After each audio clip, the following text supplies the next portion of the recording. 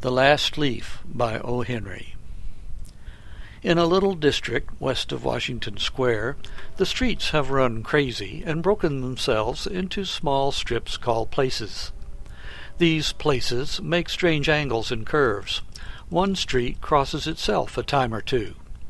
An artist once discovered a valuable possibility in this street. Suppose a collector with a bill for paints, paper, and canvas should, in traversing this route, suddenly meet himself coming back, without a cent having been paid on account. So to quaint old Greenwich Village the art people soon came prowling, hunting for north windows and 18th-century gables and Dutch attics and low rents. Then they imported some pewter mugs and a chafing dish or two from Sixth Avenue and became a colony. At the top of a squatty 3-story brick, Sue and Johnsy had their studio. Johnsy was familiar for Joanna. One was from Maine, the other from California. They had met at the table d'hôte of an 8th Street Delmonico's and found their tastes in art, chicory salad, and bishop's leaves so congenial that the joint studio resulted. That was in May. In November, a cold, unseen stranger, whom the doctors called pneumonia, stalked about the colony, touching one here and there with his icy fingers. Over on the east side, this ravager strode boldly, smiting his victims by scores, but his feet trod slowly through the maze of the narrow and moss-grown places. Mr. Pneumonia was not what you would call a chivalric old gentleman. A mite of a little woman with blood thinned by California zephyrs was hardly fair game for the red-fisted, short-breathed old duffer. But Johnsy he smote, and she lay, scarcely moving, on her painted iron bedstead, looking through the small Dutch window-panes at the blank side of the next brick house. One morning the busy doctor invited Sue into the hallway with a shaggy gray eyebrow. "She has one chance in, let us say, 10, he said, as he shook down the mercury in his clinical thermometer. "And that chance is for her to want to live. This way people have of lining up on the side of the undertaker makes the entire pharmacopoeia look silly. Your little lady has made up her mind that she's not going to get well. Has she anything on her mind?" She wanted to paint the Bay of Naples some day," said Sue. "Paint? Bosh! Has she anything on her mind worth thinking twice? A man, for instance?" "A man," said Sue, with a Jew's harp twang in her voice, "is a man worth— But no, doctor, there is nothing of the kind." "Well, it is the weakness, then," said the doctor. "I will do all that science, so far as it may filter through my efforts, can accomplish.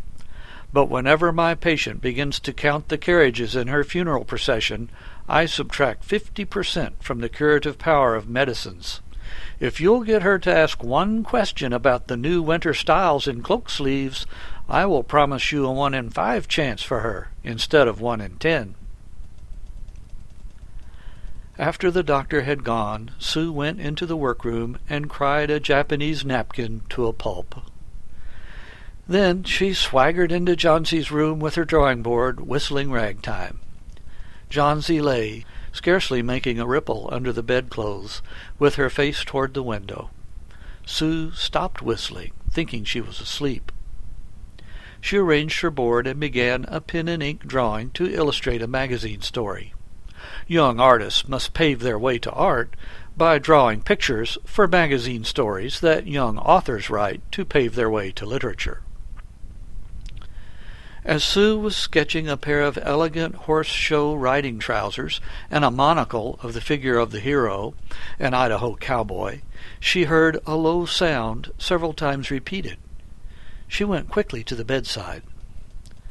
Johnsy's eyes were open wide. She was looking out the window and counting backward.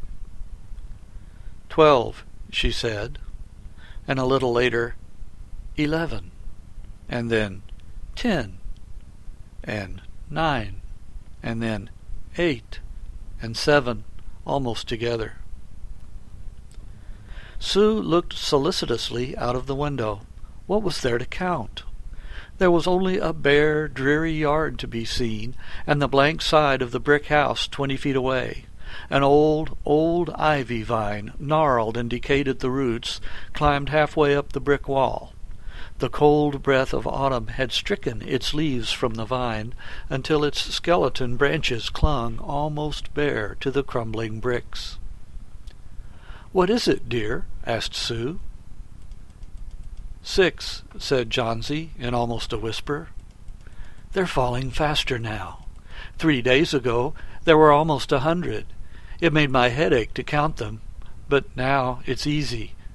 There goes another one. There are only 5 left now." "5 what, dear? Tell your Sudie." "Leaves on the ivy vine. When the last one falls, I must go too. I've known that for 3 days. Didn't the doctor tell you?" "Oh, I've never heard of such nonsense," complained Sue with magnificent scorn.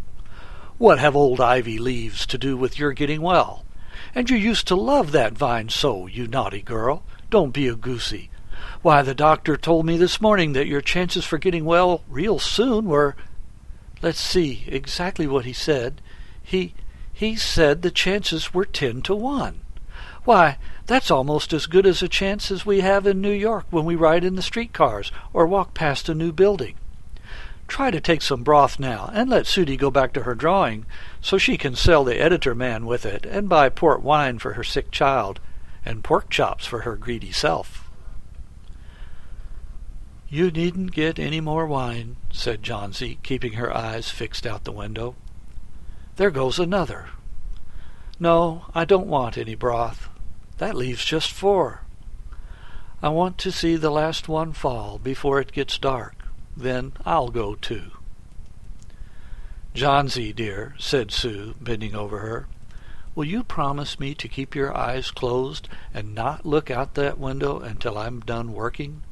I must hand these drawings in by tomorrow. I need the light, or I'd draw the shade down." "Couldn't you draw in the other room?" asked Johnsy coldly. "I'd rather be here by you," said Sue. "Besides, I don't want you to keep looking at those silly ivy leaves." "Tell me as soon as you've finished," said Johnsy, closing her eyes and lying white and still as a fallen statue, "because I want to see the last one fall. I'm tired of waiting. I'm tired of thinking. I want to turn loose my hold on everything and go sailing down, down, just like one of those poor tired leaves." "Try to sleep," said Sue. "I must call Behrman up to be my model for the old hermit miner. I'll not be gone a minute. Don't try to move till I come back." Old Behrman was a painter who lived on the ground floor beneath them. He was past 60 and had a Michelangelo's Moses beard curling down from the head of a satyr along with the body of an imp. Behrman was a failure in art. 40 years he had wielded the brush without getting near enough to touch the hem of his mistress's robe. He had been always about to paint a masterpiece, but had never yet begun it. For several years he had painted nothing except now and then a daub in the line of commerce or advertising. He earned a little by serving as a model to those young artists in the colony who could not pay the price of a professional. He drank gin to excess and still talked of his coming masterpiece.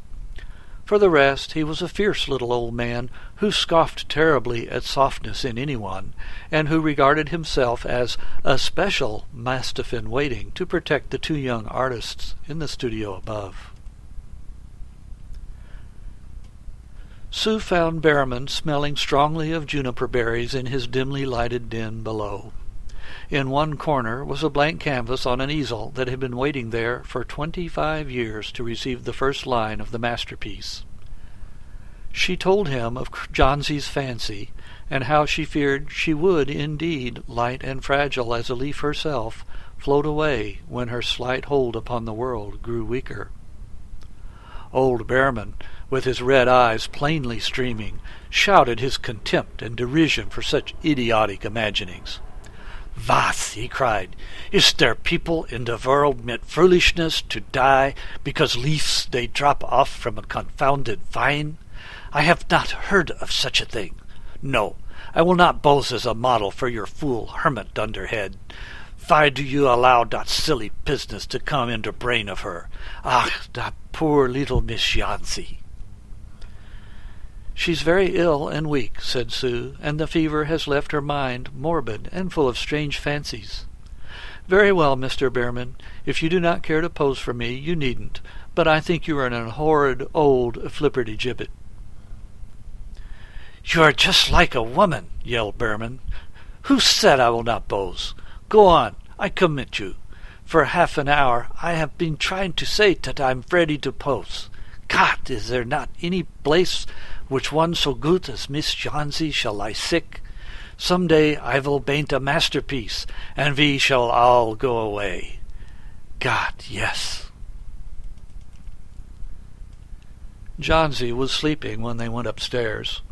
Sue pulled the shade down to the window-sill and motioned Behrman into the other room. In there they peered out the window fearfully at the ivy vine. Then they looked at each other for a moment without speaking. A persistent cold rain was falling, mingled with snow.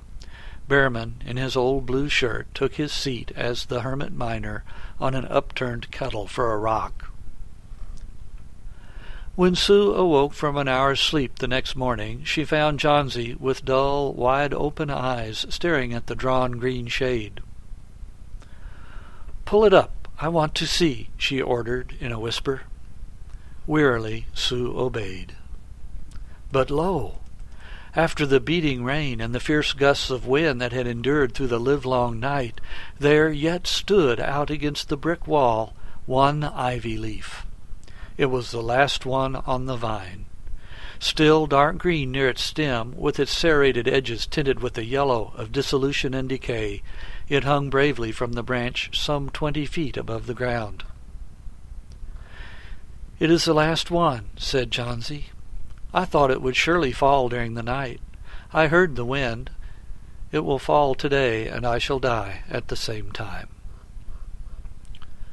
"Dear, dear," said Sue, leaning her worn face down to the pillow. "Think of me, if you won't think of yourself. What would I do?" But Jansi did not answer. The lonesomest thing in all the world is a soul when it is making ready to go on its mysterious, far journey. The fancy seemed to possess her more strongly as one by one the ties that bound her to friendship and to the earth were loosed. The day wore away, and even through the twilight they could see the lone ivy leaf clinging to its stem against the wall. And then, with the coming of the night, the north wind was again loosed, while the rain still beat against the windows and pattered down from the low Dutch eaves. When it was light enough, Jansi the Merciless commanded that the shade be raised. The ivy leaf was still there. Jansi lay for a long time looking at it, and then she called to Sue, who was stirring her chicken broth over the gas stove. "I've been a bad girl, Sudie," said Jansi. "Something has made that last leaf stay there to show me how wicked I was. It is a sin to want to die. You may bring me a little broth now, and some milk with a little port in it, and... No, bring me the hand mirror first, and then pack some pillows about me, and I'll sit up and watch you cook." An hour later she said, "Sudie, some day I hope to paint the Bay of Naples." The doctor came in the afternoon, and Sue had an excuse to go into the hallway as he left. "Even chances," said the doctor, taking Sue's thin, shaking hand in his. "With good nursing you'll win. And now I must see another case I have downstairs. Behrman, his name is. Some kind of artist, I believe. Pneumonia, too. He's an old, weak man, and the attack is acute. There is no hope for him. But he goes to the hospital today to be made more comfortable." The next day, the doctor said to Sue, "She's out of danger. You won. Nutrition and care now, that's all." And that afternoon Sue came to the bed where Johnsy lay, contentedly knitting a very blue and very useless woolen shoulder scarf, and put one arm around her, pillows and all. "I have something to tell you, White Mouse," she said. "Mr. Behrman died of pneumonia today in the hospital. He was ill only 2 days. The janitor found him in the morning of the first day in his room downstairs, helpless with pain. His shoes and clothing were wet through and icy cold. They couldn't imagine where he had been on such a dreadful night, and then they found a lantern still lighted, and a ladder that had been dragged from its place, and some scattered brushes, and a palette with green and yellow colors mixed on it, and— Look out the window, dear, at the last ivy leaf on the wall. Didn't you wonder why it never fluttered or moved when the wind blew? Ah, darling, it's Behrman's masterpiece. He painted it there, the night the last leaf fell." End of The Last Leaf.